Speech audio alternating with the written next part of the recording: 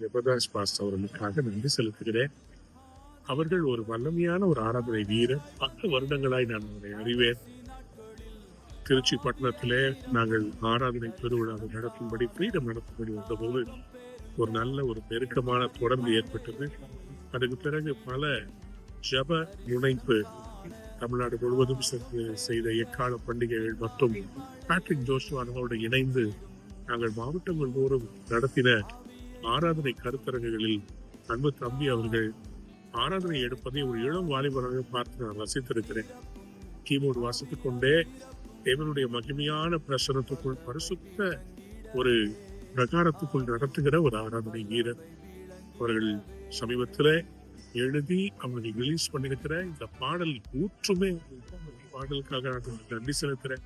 நிச்சயமாகவே இந்த பாடல் பரிசுத்த ஆவியின் பெருமழையினுடைய ஒரு ஏக்க பெருமூச்சாக நான் பார்க்கிறேன். பின்மாறி காலத்து மழைக்காக வேண்டிக் கொள்ளுங்கள் என்று வேதம் சொல்கிறது. அதே போல அன்பு தேவதாசன் ஆண்டவரிடத்திலே இந்த பாடலை ஒரு ஜப பாடலாக எழுதியிருக்கிறார்.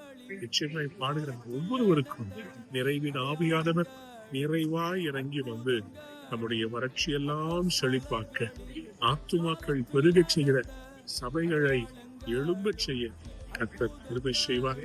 நிச்சயமாகவே இந்த பாடல் உங்கள் வாழ்வில் ஒரு நிறைவை கொண்டு வரும். God bless you. இந்த பாடலை மற்றவர்களுக்கும் அறிமுகப்படுத்துங்கள். நிச்சயமாக இந்த பாடல் நம்முடைய தமிழ்நாட்டு திருச்சபைகளுக்கு, உலகெங்கும் இருக்கிற தமிழ் திருச்சபைகளுக்கு ஆசீர்வாதமாக விளங்கும். God bless you.